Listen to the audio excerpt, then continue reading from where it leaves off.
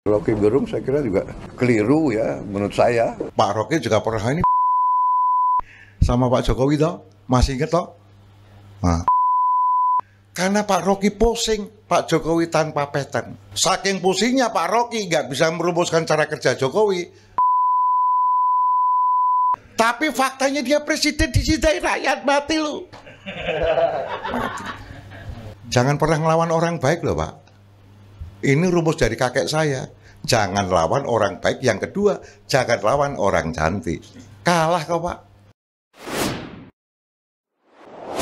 Rocky Gerung saya kira juga keliru ya menurut saya. Ya secara seorang intelektual, seorang akademisi, walaupun punya pandangan yang dia yakini, tapi tidak boleh pakai kata-kata yang seperti itu menurut saya. Saya lihat Pak Jokowi dari dekat, saya melihat keputusan-keputusan beliau, saya lihat pengarahan-pengarahan beliau, semuanya untuk kepentingan bangsa dan rakyat.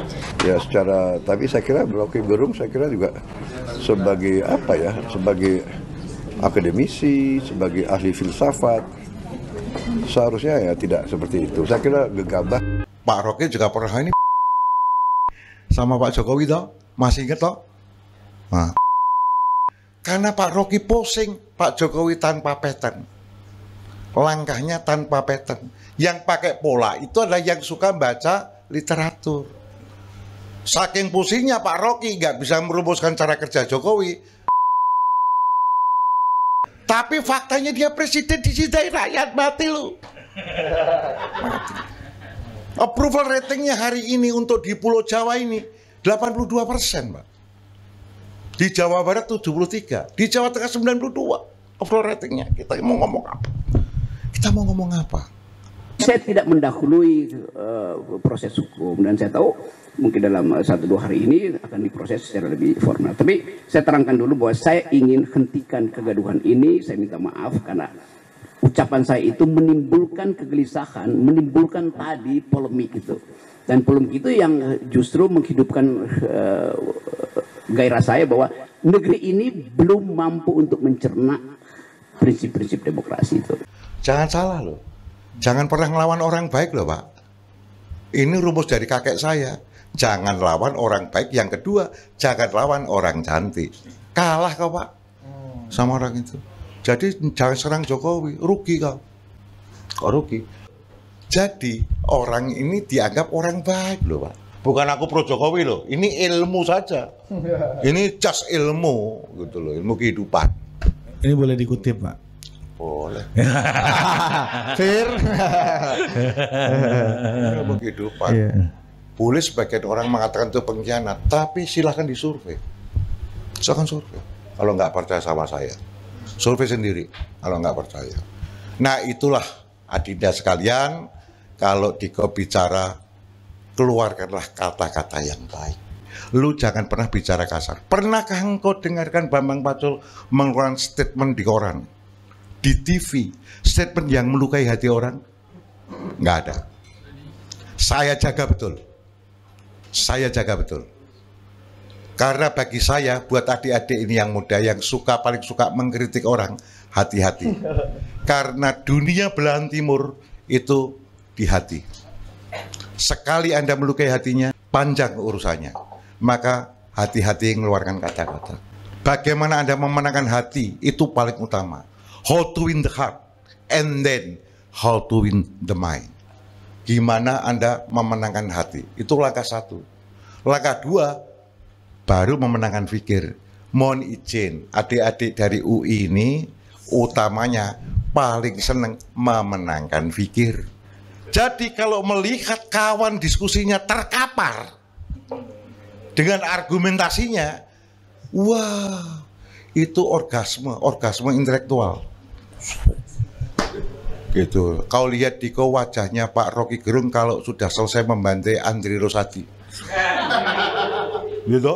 Kita itu bukan anggota DPR di Sumatera Barat. Standar kita adalah pemimpin-pemimpin republik yang datang dari Sumatera Barat. Itu standarmu. Masa Anda rendahkan standarmu sendiri? Astaga. Sebentar Pak, saya menghormati founding father saya. Ya, tentu. Founding fathersmu tidak mau dihormati oleh orang dungu. Waktu itu selesai bantai itu betapa cerahnya cerahnya wajahnya Pak Rocky. Terlihat sangat amat happy. Gitu loh. Yang ke Bang Teh, mau izin sakitnya akan panjang. Itu paham ya? Paham. Itu penyakit kawan-kawan yang terlalu banyak baca literatur. Jadi kayak Pak Rocky Gerung itu literaturnya kan luar biasa bos. Banyak sekali dan selalu bisa mengutip kata-katanya. Ini dari ini kata-katanya ini pakai bahasanya bahasa asing pula. Tetapi ingat baik-baik, jangan melukai. Kalau melukai berat. Memuji, kalau mujinya jelek, susah Pak. Pujilah dengan satu fakta yang dipunya orang ini, kemudian kau bumbui dengan kata-kata berona. Untaian kata-katanya bagus, wah itu top. Top itu. Jadi ciptakan sedikit fakta, kasih lebih banyak fiksi, tewas. Nah, iya. Jadi gabungan antara fakta dan fiksi. Kalau muji nggak ada faktanya nggak bisa, jelek ya. Nggak boleh. Jadi meskipun nggak masuk akal itu tetap orang happy gitu Pak. Happy. Dalam politik gitu juga nggak Pak? Sama. Karena kita politisi juga manusia. Sama. Gitu loh. Oh sama aja. Di politik sama. Keluarkan kata-kata yang baik aja. Lalu jangan banyak ngeritik. Jangan banyak ngeritik. Susah kan. Itu republik. Kenapa begitu Pak? Pokoknya belahan Indonesia Timur itu isinya itu rasa. Nggak percaya. Hari ini kalian makan apa? Kalau Barat cukup dengan bread sama daging, selesai. Sosis. Pak, kalau kau ke Jerman sana ya minum bir sama sosis. Kan begitu. Cukup. Kalau di Indonesia di dunia belahan timur, wah pakai bumbu-bumbu. Betul? Clear? Pakai bumbu-bumbu bos. Jadi kata-kata pun harus kau bumbui. Jangan lugas. Nah, itu ilmu kehidupan yang pertama. Pandai-pandailah engkau memberikan pujian. Tapi jangan ngawur. Gitu loh. Udah namanya jelek kau puji, wah wajahmu hebat sekali. Wah salah. Jangan ambil satu bagian dari wajah.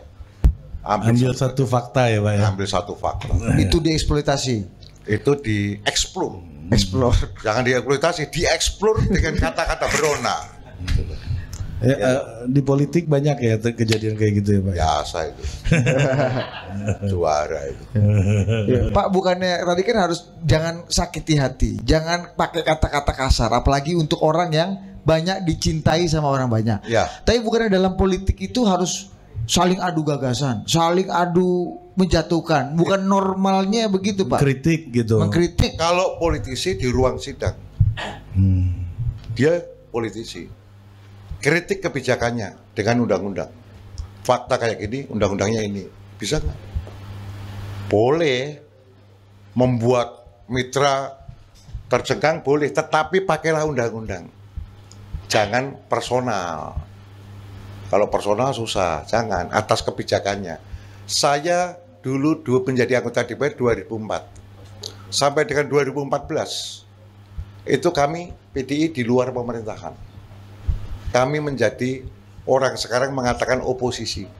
Kan begitu. Saya nggak pernah tuh jelekin Pak SBY. Tapi kebijakannya saya kritisi habis. Jadi jangan kau anggap DPR itu bodoh-bodoh semua. Enggak. Itu jagoan-jagoan semua itu. Untuk masuk ke DPR itu. Wah susahnya ampun-ampun Dinda. Susah Dinda. Iya Dinda. Susah Dinda. Di sana Diko mau cari anak presiden ada, bekas gubernur ada, bekas menteri ada, artis ada, Korea banyak. Mau belain kawan-kawan di DPR itu Pak ya. Iya dong, bukan hanya belain, aku cerita fakta, fiksinya tak tambahin.